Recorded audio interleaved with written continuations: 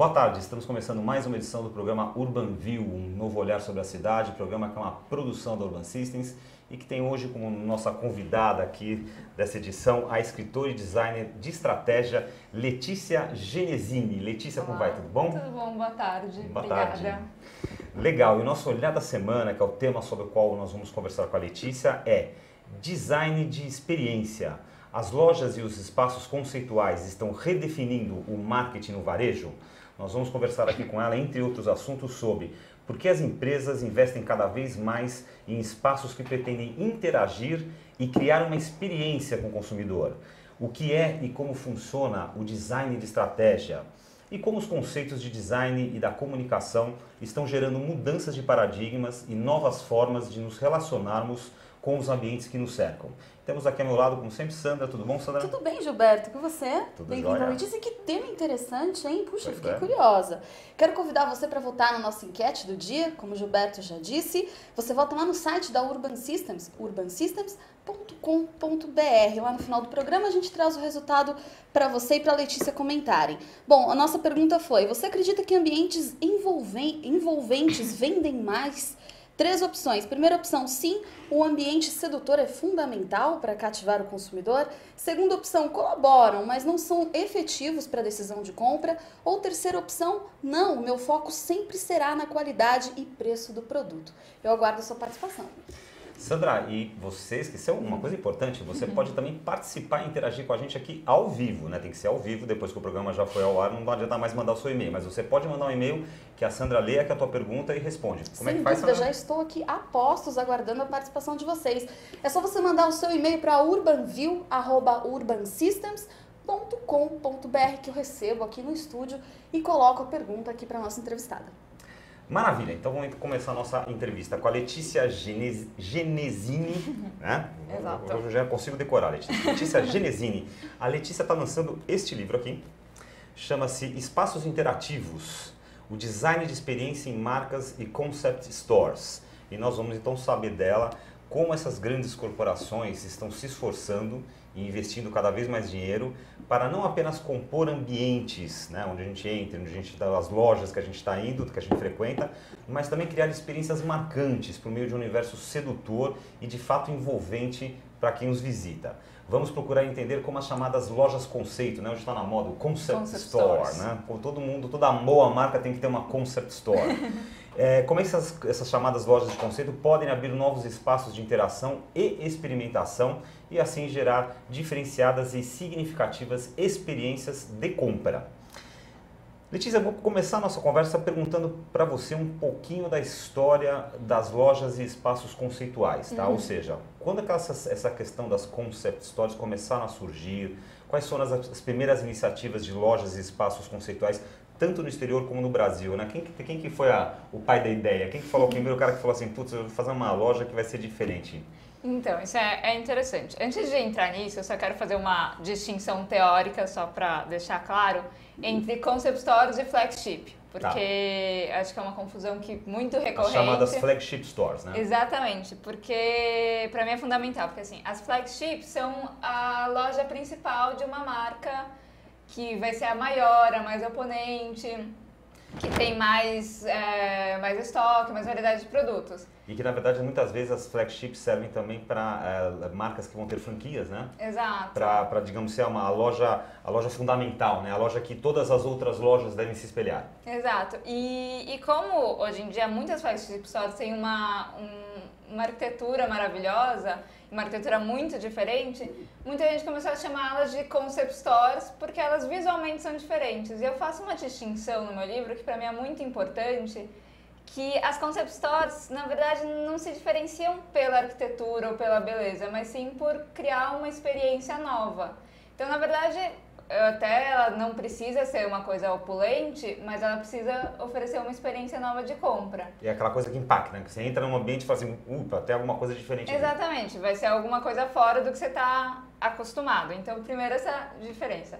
Assim, não tem como a maioria das coisas no curso da história, não tem um marco inicial, mas a gente pode pontuar alguns marcos das concept stores. Um deles é uma loja que chama Vinson, em Barcelona, que tem desde o final dos anos 60, que é uma loja de produtos de design. E ela começou a criar umas decorações totalmente fora do padrão e fora do esperado para uma loja. Então, colocar assim, um esqueleto no meio da loja e objetos que não estariam na venda só para criar um ambiente assim. Aqui é um ambiente de design, nós estamos criando um ambiente diferenciado. E você entra lá, até você cria um impacto. Hoje em dia, ela, perto das outras concepções, ela ficam simples, né? Ela ficou até modesta. Ela ficou modesta. Mas começa com esses primeiros esforços. E hoje em dia você vê de tudo, né? Quanto mais a tecnologia cresce, mais variedade de opções de coisas absurdas você pode fazer. Nesse caso específico, você tem conhecimento de como foi a reação do público, que era uma coisa nova na época. Como é que foi? Como é que foi com esse insight? Como as pessoas reagiram com esse novo conceito? Assim, como o material que a gente tem hoje são relembranças da época, né? Aliás, é uma pergunta boa isso, porque uma das coisas que me fez escrever esse livro é que tem pouco assunto sobre concept stores. Assim, até fazer a pesquisa foi muito, muito difícil, porque tem poucos livros publicados e a maior parte é a internet. Então, é mais sobre as coisas que estão acontecendo hoje. Mas o que falam da Vinson, que é muito legal, é que como era direcionada a artistas e designers, a resposta foi positiva nesse grupo, então eles foram direto no nicho deles. Então eles acertaram muito nisso, que até hoje é o que é 50, 60 anos depois, eles estão aí por causa disso. Porque, aliás, você citou uma questão importante, né?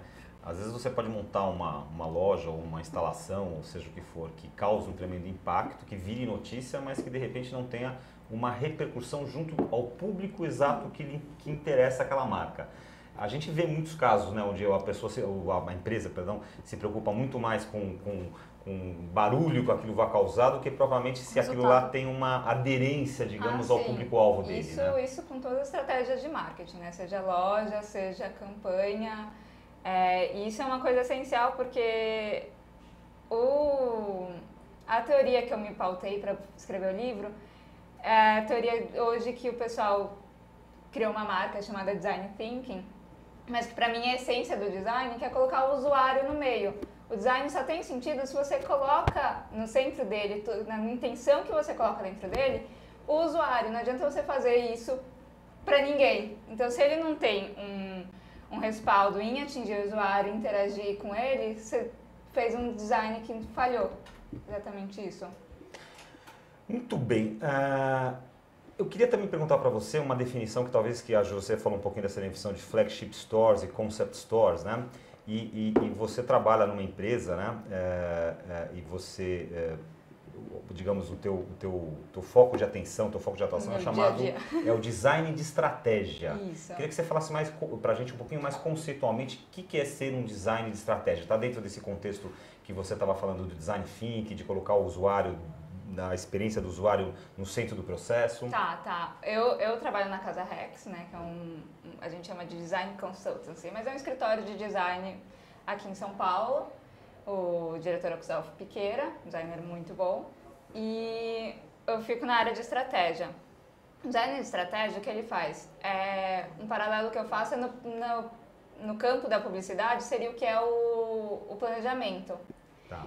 Então, tem duas grandes instâncias. É quando a gente recebe um projeto, nem sempre o projeto está finalizado. Às vezes chega pra gente, o cliente quer mudar a marca, deixar a marca mais atual, falar melhor com o seu público. A gente fala, tá bom, o que é isso? Quem é o público dele? O que é deixar a marca mais atual para o segmento dele? Todo esse mapeamento é minha equipe, a equipe com quem eu trabalho, que vai fazer. E a segunda parte é passar todos os nossos conceitos, que muitas vezes são inatos, assim, depois que você está trabalhando tempo com design, nem sempre você precisa explicitar todo esse raciocínio. A segunda parte é explicitar para o cliente o que a gente está fazendo. Então, às vezes o cliente fala, a gente quer fazer uma ação assim, só que exatamente a ação vai totalmente contra o posicionamento da marca dele, ou totalmente contra a expectativa do cliente. Então, a gente tem que explicar para ele assim, olha, a gente pode fazer isso, mas talvez não seja a melhor opção, porque é um know-how do design que as pessoas tentam, às vezes, segmentar demais, falar, marketing é isso, design é isso, publicidade é isso, mas todo mundo que trabalha com comunicação, o nosso trabalho é comunicar o produto para o público, por meios diferentes.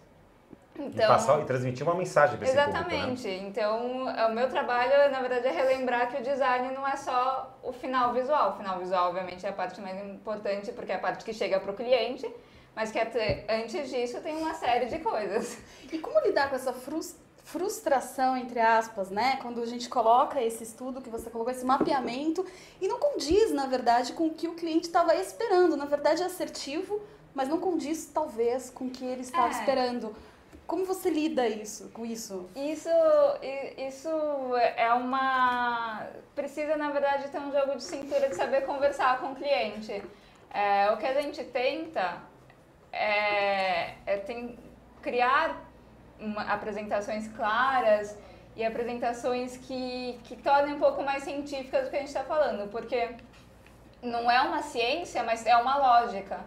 Então, para mostrar que tudo que a gente está falando são passos pensados que a gente não inventou da nossa cabeça. Mas é lógico que a gente também não tem a resposta para tudo. Então, é necessário conversar com o cliente, é necessário ter papo, né? Como toda apresentação que você vai fazer, que nem você vê no Mad Men, é saber vender um pouco a sua proposta, porque você confia nela. A Letícia é uma profissional jovem, mas você tem sentido durante esse tempo que as pessoas estão arriscando um pouco mais e acreditando nesses espaços inovadores? Eu acho que sempre tem, de toda empresa que a gente trabalha, sempre tem uma vontade de inovar muito grande e ao mesmo tempo um medo de inovar muito grande. Eles vêm interessantemente juntos. Muitas vezes eles falam assim, né? Olha, eu quero uma coisa totalmente inovadora. Aí quando você vem com você, não. Tem os dois. E eu acho que faz parte que a gente está numa época de transição, que a gente fala que a gente está no pós-marketing, no pós-propaganda, que é uma coisa que eu trabalho no livro. A gente passou de um momento que você vendia o produto falando esse é o melhor, esse tem o preço mais baixo e isso convence para compra, para passar para um grupo que fala eu compro Apple porque eu gosto de Apple, não importa que a Apple é 3 vezes mais cara que os outros, é a minha marca. Aliás, está aqui no livro da Letícia, que é o pessoal que tem aqui, eu já estava procurando um case aqui, eu estou vendo justamente aqui. Olhou bem. Perdão. O Steve Jobs é considerado, né, por muita gente aí, o rei do user experience, né? Aqui começa um exemplo aqui, aliás, nesse ladinho aqui, que é a loja. Essa loja aqui é a loja da Quinta Avenida em Nova York, né? Essa loja, para quem já esteve lá em Nova York, realmente é um marco, né? Você passa... Essa primeira digamos, sensação dessa experiência que você está falando, a experiência visual, digamos assim. Ele criou uma arquitetura que visualmente, ao passar pela rua, já diferencia de qualquer outra loja. Você já reconhece que é Apple, né? Então você tem dentro dessa questão do design de estratégia, você tem um pouco dessa coisa visual. Depois você tem também todo um conceito que ele criou, não sei se acho que foi ele que criou. Sim, ele participou de tudo, enquanto ele esteve vivo. Era um chato perfeccionista, exatamente. Né? Mas um gênio realmente. E essa questão dos produtos estarem ali, você poder entrar e mexer no produto, olhar para o produto sem que ninguém falasse. E ele também, outra terceira coisa que ele falava também que era muito importante, que era a experiência de você abrir a embalagem. Ele tem uma frase famosa disso, você lembra dessa frase? A gente até pôs aí, agora A frase dele é mais ou menos o seguinte, quer dizer, abrir um produto... Quando você abre a caixa de um iPhone ou iPad, nós queremos que essa experiência ativa defina o tom de sua percepção sobre o produto. E é perfeita a embalagem da Apple mesmo, né? Você abre, quem já abriu a embalagem da Apple fica... Realmente, mas realmente isso que você falou de poder mexer nos produtos que fez toda a diferença. Porque agora a gente está acostumado porque as outras lojas adotaram isso. Rapidamente, né? Mas antes disso, para você comprar um telefone, você comprava sem abrir. Você tinha que pedir autorização para a vendedora, ia pegar no estoque um telefone aberto para você poder mexer. E lá tá tudo aberto, você pode ficar quando você quiser. Se você tiver, acho que quase todo mundo já fez isso uma vez na vida. Se estiver andando, fala assim, eu preciso mandar um e-mail. Você entra na loja, manda, ninguém vai te falar nada. Você pode ficar lá. Você pode realmente interagir com o produto, porque é assim que você vai criar uma experiência significativa. Assim você vai falar, nossa, eu posso fazer isso. Eu quero esse produto, porque eu quero continuar fazendo isso. É quando você insere o produto na vida do usuário, é que ele se torna interessante. Até o Steve Jobs fala que muitas vezes você lança uma tecnologia sem saber para que ela vai servir. Quando você coloca na mão do usuário, que ele vai inventando o uso. Que foi assim com os aplicativos. Porque as pessoas inventam aplicativos novos, por exemplo, a lanterna do iPhone, né? Era um aplicativo. Só que daí fez tanto sucesso que a Apple inseriu no próprio iPhone. Porque o próprio usuário vai descobrindo como usar os produtos que a Apple inventou e a Apple recicla isso. O próprio iPod também, né? As pessoas sabiam o que queriam, mas não sabiam o que eram. E ele só descobriu. Esses espaços de interação, de experimentação, eles estão configurando uma nova experiência, já configuraram uma nova experiência de compra para o usuário? Sim, eu acho que o importante é que cada um cria uma experiência de compra diferente, porque o que eles estão respondendo são uma nova necessidade do varejo. Hoje, cada vez mais as compras pela internet crescem de uma maneira avassaladora e faz sentido para o nosso estilo de vida, porque é difícil você ter tempo para ir na loja, é muito mais fácil, muito mais prático e às vezes muito mais barato comprar pela internet. E até uma amiga minha que trabalha com e-commerce, outro dia estava fazendo uma pesquisa no Facebook, falou o que você não compraria pela internet. E algumas pessoas respondiam algumas coisas, tipo, sapato, calça jeans. Até que uma menina falou assim, qualquer coisa, a primeira troca é grátis, eu compraria qualquer coisa. Então, tipo, é isso, as lojas estão sentindo esse impacto e não que você precisa fazer uma loja da Quinta Avenida para toda loja que você vai fazer, mas você precisa oferecer alguma coisa porque ir na loja virou seu momento de lazer. Então ele precisa ser visto como um momento de lazer. Entra nesse conceito da experiência, quer dizer, você não vai na loja mais simplesmente para comprar, você vai também para ter essa experiência. Esse exemplo se aplica muito nas questões das megas livrarias, né? Quer dizer, as livrarias antigamente eram locais onde você tinha estantes e estantes de livros e hoje você tem ambientes para criança brincar, café, etc e tal. Você pode pegar um livro, sentar no sofá. É exatamente esse conceito que se procura. Exatamente isso, porque se você precisa comprar um livro, talvez seja mais fácil você comprar pelo site da livraria. Mas se você está num shopping, você fala, nossa, tem um café, vou parar, vou folhear. Se você tem um tempo livre, você acaba ficando 3 horas e ou quem então sabe comprando aquela mais. História, quando você precisa comprar um livro, você pode ir na internet e comprar. Agora, como você não sabe que livro você quer comprar, né? Você quer escolher um livro, você quer pegar, folhear, né?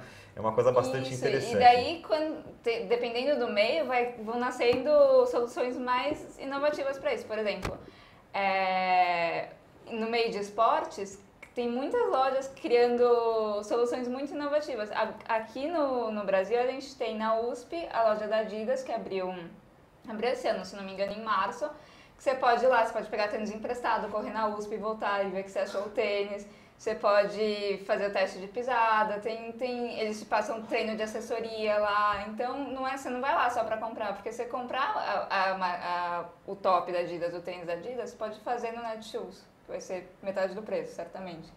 Então, e daí a gente também mostra aqui no livro uma loja na Alemanha, a Globetrotter, que é uma loja também de produtos esportivos, que é um prédio enorme, acho que de 9 andares, e você pode fazer rapel no prédio, porque ele tem equipamento para todos os esportes. Então, você testa equipamento de rapel, tem uma lagoa, uma mini lagoa artificial, que você pode testar caiaques. Então, essas experiências que dependendo do seu mercado, do que você está vendendo, você pode descobrir modos novos. Pois é, só para pegar o que ela está falando aqui.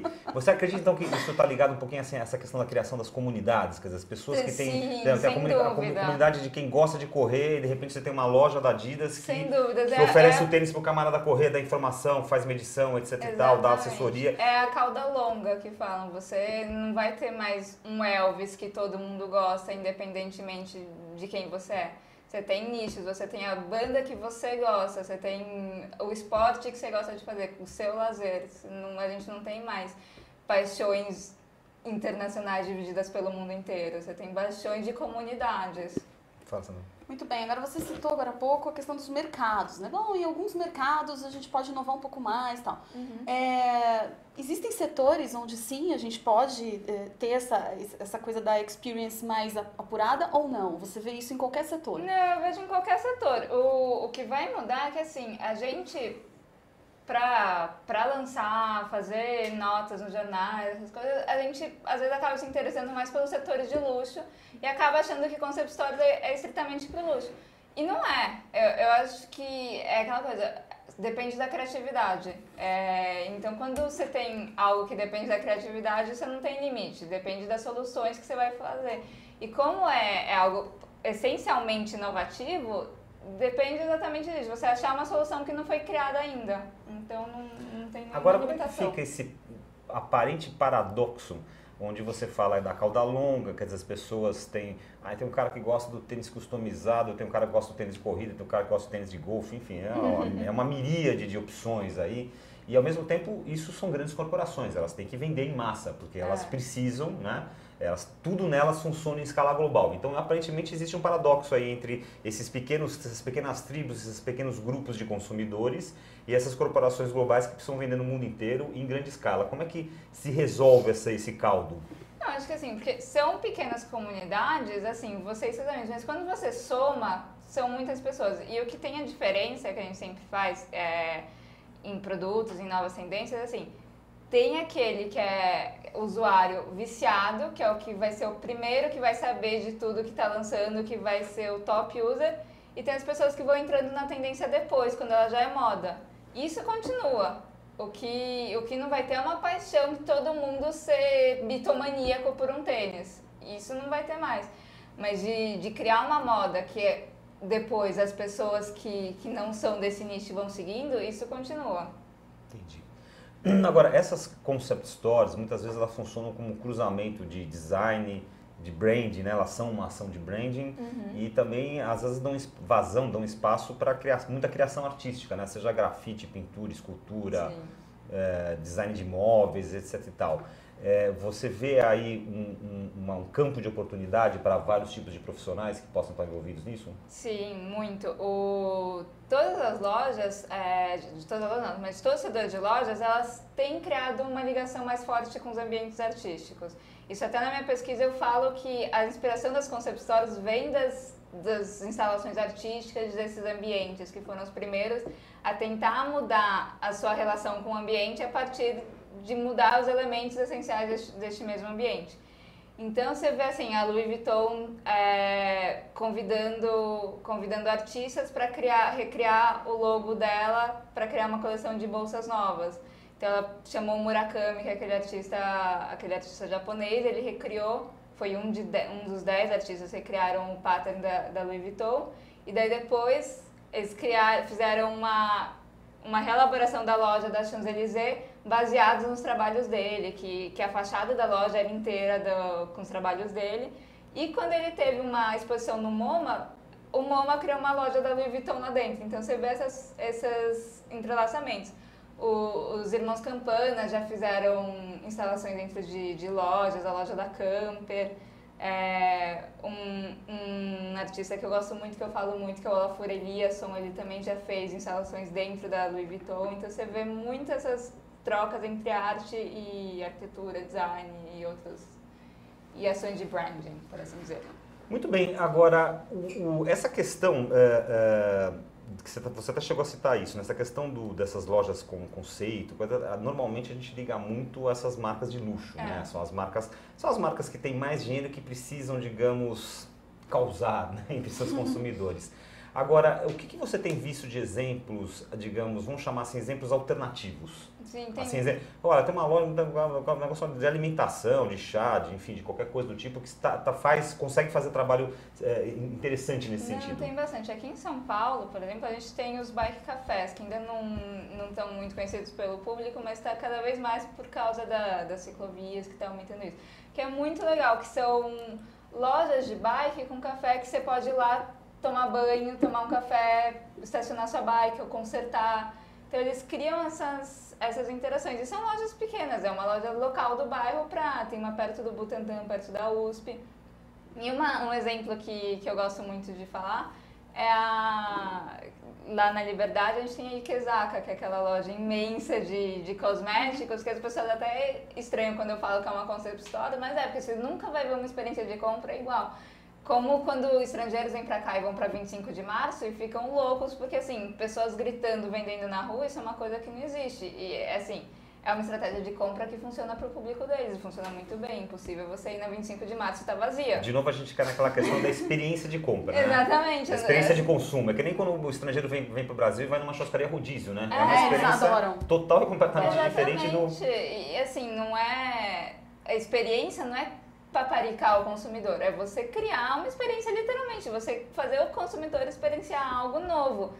E se aquilo está sendo positivo para sua marca, se aquilo está criando o efeito que sua marca gostaria de criar na vida, tá ótimo, 25 de março é um exemplo muito bem sucedido. Agora, você como brasileira e autora aí do livro que a gente está comentando, se a gente te perguntar qual foi o case que mais chamou atenção, que você tenha visto, não precisa ser no Brasil, qual seria esse case? Nossa, esse é muito difícil. Qual foi o primeiro que veio? O primeiro, assim, um que eu gosto muito é a Starbucks na Holanda, uma das novas Starbucks.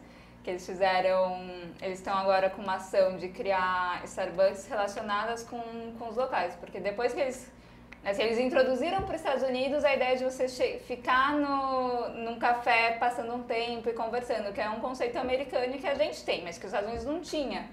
E eles introduziram isso, só que depois de um tempo todas as outras cafeterias seguiram, e você vai tipo, nos Estados Unidos, é assim, uma depois da outra, depois da outra, depois da outra, idênticas praticamente.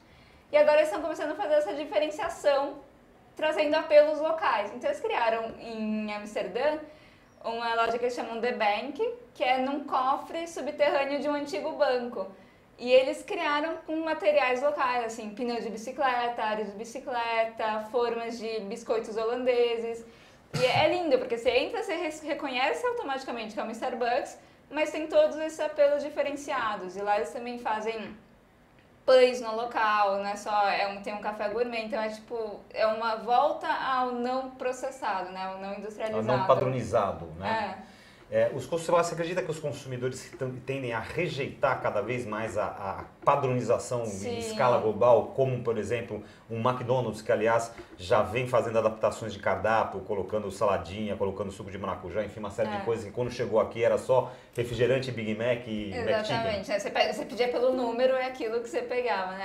É outra tendência que a gente fala que não diretamente, mas vem junto com o aumento das compras na internet, é a vontade de personalização e customização. Você quer ser autor do seu produto, que a gente fala que começa a cocriação entre as marcas. Pelo menos interferir naquela confecção daquele produto. Né? E mesmo hoje, as marcas cada vez mais querem saber o que o consumidor quer, não só por pesquisas diretas, né? Eles ficam mapeando os comportamentos para ver. E cada vez mais você pode personalizar seu produto, que cria essa ideia de cocriação entre o usuário e a marca.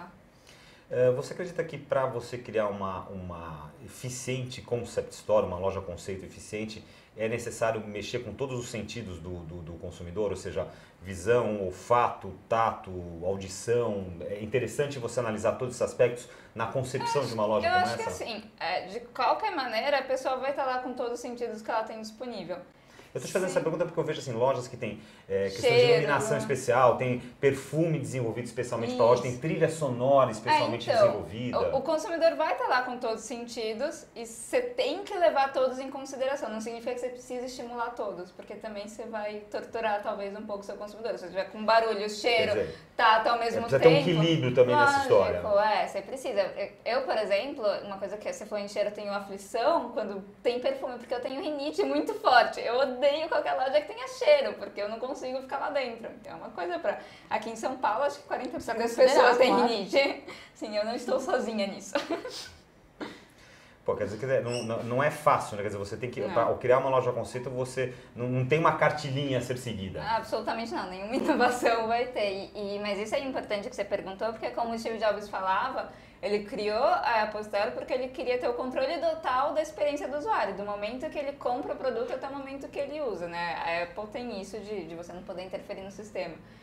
Então, uma loja é uma oportunidade a mais para você controlar a experiência do seu usuário no bom sentido, né? De você criar uma experiência propícia, né? Você não deixar um terceiro interferir nessa experiência. Você acredita que lojas de e-commerce podem conseguir, ou já estão conseguindo, criar essa experiência do usuário? Lojas online, você diz? As lojas online ela tem a desvantagem que você não está lá presente, mas elas têm a vantagem que você pode acessar a qualquer hora, não importa se é 4 da manhã, e ela tem a vantagem que ela tem uma facilidade muito maior de obter seus dados. Então ela tem uma facilidade muito maior de saber o que você gosta, o que você quer. Isso elas exploram completamente. Uma coisa que estão fazendo agora, que até um amigo querido meu que está fazendo, é trazer essa experiência do e-commerce para a loja para loja física, que é você saber quantas pessoas entraram, quantas pessoas passaram naquele corredor e não compraram, quantas compraram. Isso no e-commerce é dado, assim, eles sabem perfeitamente, até um pouco mais do que a gente gostaria, até tem a questão da privacidade que eu acho muito relevante, mas eles sabem completamente o que você quer e eles são capazes, se eles quiserem, de criar uma experiência completamente personalizada para você. Eu te fiz essa pergunta porque há bastante tempo atrás, já fazem alguns bons anos, eu entrei num site de uma marca de luxo e eu achei o máximo que tinha 5 tipos de trilha sonora ou silêncio para você navegar no site. Silêncio é sempre melhor. Então você podia escolher uma trilha de jazz suave, ou uma trilha, tinha aquelas nomes bacaninhas, né, que eles põem na moda, coisa e tal, e você também podia escolher, e também você podia escolher a cor que se queria navegar no site. Então assim, se você escolhesse uma cor mais pastel, o site inteiro ficava mais pastel. Se queria uma cor mais berrante, o site inteiro ficava mais berrante. Eu achei uma experiência, foi uma experiência que eu tive, né, falando em conceito de experiência. Eu achei extremamente interessante, que eu entrei lá para ver o negócio, acabei ficando 1 hora navegando no site, porque 1 hora eu colocava uma Você fica brincando no site. Então, quer dizer, por essa experiência que eu estou dizendo, seria possível você trazer alguns conceitos dessa experiência de usuário para o site também? São bem possíveis. E isso que eles fizeram assim, foi bem sucedido, porque tempos depois você está me contando isso, exatamente isso que você quer com uma Concept Stories e com uma experiência, porque uma coisa que a gente fala é que o resultado principal da Concept Story não é a venda direta, mas é o fortalecimento da relação da marca e do usuário, que isso é um pouco difícil de... Por isso que é tão difícil, às vezes, você ter coragem de inovar, porque as pessoas ficam querendo um resultado direto, né? Tipo, eu fiz isso, quero que tenha isso de retorno. E o retorno, com certeza, vai ser indireto. Porque a Apple Store, ela é um fragmento das vendas da Apple. Mas depois que elas lançaram, as vendas totais da Apple cresceram. Não as vendas da Apple Store, mas as vendas totais. Totais da Apple, né? Agora, vamos falar um pouquinho do teu livro, né? Você fez um estudo aqui, então, dos espaços interativos, o design de experiência em marcas e concept stores, né? Qual a grande conclusão que você chegou após todo esse trabalho aqui que resultou em todo esse conteúdo aqui? Quais são as grandes conclusões que você tem para nos trazer? As minhas grandes conclusões, algumas a gente já falou. Uma é colocar o usuário no centro da experiência, porque é uma das coisas que eu queria resgatar como um princípio central de qualquer design. O princípio central do design é colocar o usuário no centro de toda a experiência. Outro que eu quis ressaltar, que isso a gente também conversou, que ainda as concept stores e as marcas ainda têm um espaço para usar mais e para inovar mais, porque eu faço esse comparativo com o mundo das artes, e o mundo das artes, por ter uma liberdade de, assim, ele tem um público e um comércio, mas não tem uma determinação restrita, tipo, tem que produzir tanto e vender tanto, ele tem uma liberdade de criar imensa, que deixou ele muito mais além. E como as concept stores se inspiram nisso, nos ambientes artísticos ainda tem muito mais no que se inspirar. E outra coisa que eu concluí que também é a premissa do livro é isso, que o design é um âmbito de colaboração. Então, assim, eu fiz design gráfico, mas esse foi o meu trabalho ao final do curso. Então, assim... O design de estratégia não quer dizer que você tem um conhecimento focado e é por isso que ele é mais rico. Ele tem um conhecimento aberto, ele tem uma visão aberta e por isso que ele é mais rico. E é disso que as marcas podem tirar proveito, de uma pluralidade de conhecimentos. Ou seja, dá quase que um norte para a marca, né? Dá um caminho estratégico para a marca, e aí você tem a colaboração de N profissionais, aí publicitários, designers, como é que se fala? Fotógrafos, artistas. Isso, e um pouco contra essa especialização que a gente acabou criando hoje, que assim, se você faz design gráfico e daí você se especializa em editorial, né? E que a origem do design, a origem das profissões é ter um olhar amplo sobre o mundo, e é retomar isso, assim, as marcas vão ter muito mais a ganhar quando elas usam o potencial total dos profissionais com que ela trabalha. Agora, Letícia, o tema espaços interativos, ele já é abordado, já é uma cadeira da graduação? Não. ou a pessoa precisa se especializar, né? É isso? Agora, você não acha que também esse tema já deveria, já que ele é tão atuante, tão necessário, ele já poderia ser um pouquinho mais discutido até na própria graduação? Eu acho que ele devia ser mais discutido, mas eu não acho que ele precisa ter uma cadeira. Pelo contrário, eu sou da visão da educação que a educação tem que se segmentar menos. Porque... Tá na hora de sermos mais generalistas, né? E exatamente, menos especialistas. porque tem alguns momentos que é útil, exatamente. Se você vai ter um cirurgião de coração, você quer que ele tenha trabalhado 35 anos naquilo, obviamente, porque é uma coisa específica. Mas se você quer alguém que cria uma inovação na sua marca, você não pode esperar de algum profissional que está fazendo 30 anos a mesma coisa, porque inovação é exatamente fazer aquilo que nunca foi feito. Então você precisa... Assim, é uma coisa que o Gustavo Piqueira fala, o designer com quem eu trabalho, é que assim, para você ser designer, você precisa saber de outras coisas, você precisa saber o que o seu público está pensando, você precisa saber quem são as pessoas, você precisa... Ele agora está lançando um livro sobre a Bíblia, porque assim, você precisa ter um olhar aberto, porque nós somos seres humanos e nessa coisa de pós-marketing, pós-publicidade, a gente não é marca e consumidor. Não é empresa e consumidor, a marca e as pessoas. Assim, é uma segmentação teórica que não participa da vida real. É uma relação muito menos de mero consumo, de compra e venda, e muito mais de envolvimento com a marca. Porque né? na sua vida... A marca que te faz bem, aquela coisa que te deixa feliz, aquela que te completa mais. E a vida real, quando você vai pegar uma pasta de dente, você não pensa, eu comprei a pasta de dente e tal, por isso você vive, você vai vivendo e você não sabe as coisas que vão te marcando, assim. Daí quando você tá, sei lá... Agora, tem sabores e formatos dessa pasta de dente que por algum motivo até inconsciente você não sabe, mas você adota, você gosta. Você adorou, né? Exatamente, te lembra a tua infância, daí você agora compra vinil de novo porque os vinis relançaram e lembra a sua juventude. Tem essas coisas, mas não são motivos de, assim, não são vantagens de venda no sentido, não é um preço melhor, né? É uma coisa, é a sua vida, assim, sua vida não existe no PowerPoint. Se você tivesse que fazer uma crítica, por exemplo, que setores, vamos falar de Brasil, né, para ficar mais fechadinho, mas que setores você acha que estão muito fracos ou muito atrasados ou muito atrás ainda dessa questão mais de conceito de marca, de usabilidade, design thinking, que setores que você fala assim, até com você como pessoa física, como consumidor, você fala assim, nossa, isso aqui, sei lá, supermercado, por exemplo, vou dar um exemplo aqui, mas qual o setor que você vê que você fala assim, nossa, tem um campo aqui e o pessoal não vai? Assim, eu vejo um pouco isso no setor de marca de bens de consumo, porque como eles querem atingir uma grande parcela da população, eles têm muito medo de inovar. Então, isso é uma coisa clara. Sempre eles têm dentro de toda grande empresa, tem dentro um departamento de inovação, que todo ano eles começam a desenvolver um projeto, mas quase nunca levam esse projeto até o fim, porque eles falam, legal, bonito esse projeto, mas acho que a gente não quer fazer isso agora. Mas fora isso, eu acho que tem não segmentos em si, mas pessoas que ainda estão um pouco no século XX. Não é um exemplo brasileiro, mas um exemplo que me marcou muito foi de um restaurante australiano que lançou, semana retrasada no Facebook,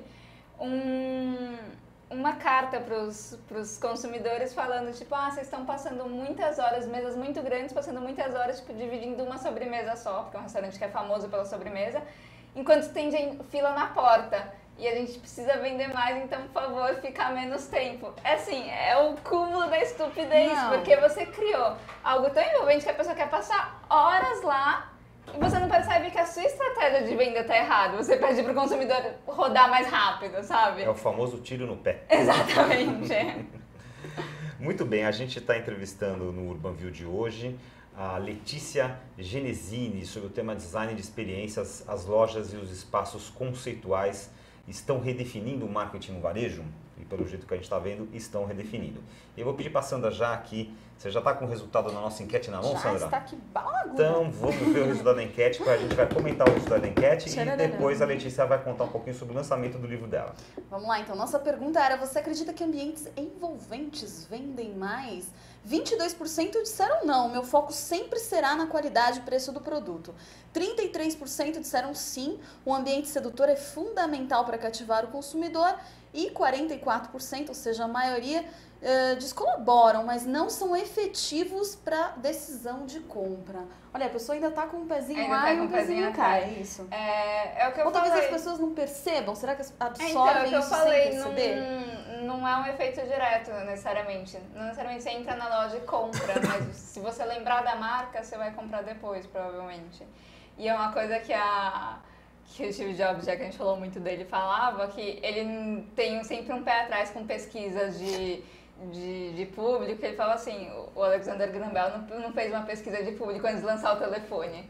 Ou então tem uma frase também célebre, né? Assim, o Henry Ford uma vez falou assim, se eu fizesse uma pesquisa para saber o que os caras queriam de um carro, na verdade eles iam falar que eles queriam, na verdade, cavalos que corressem mais. Exatamente. Né? Mais ou menos essa história. Então, ele montou o carro e fez o carro e tá aí é o resultado da história. Esse é o problema da inovação, você tem que ousar.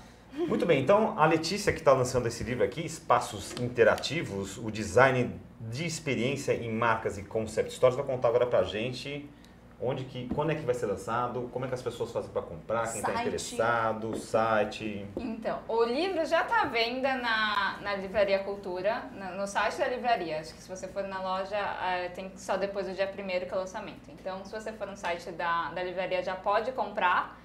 Se não, o lançamento vai ser agora, segunda-feira, dia 1º. Segunda-feira, dia 1º de setembro. Na Livraria Cultura do Conjunto Nacional, na Paulista. A famosa livraria do Conjunto Nacional. Que ficou muito bonita depois da última reforma. Tá bem legal. Aliás, é um ambiente ótimo, um exemplo ótimo de ambiente. É um exemplo ótimo de experiência do consumidor, né? Então, dia 1º, a partir das 18 horas. E o livro, mais informações, você encontra no Facebook, facebook.com/espaços interativos design. Espaços Interativos, então facebook.com/espaços interativos design.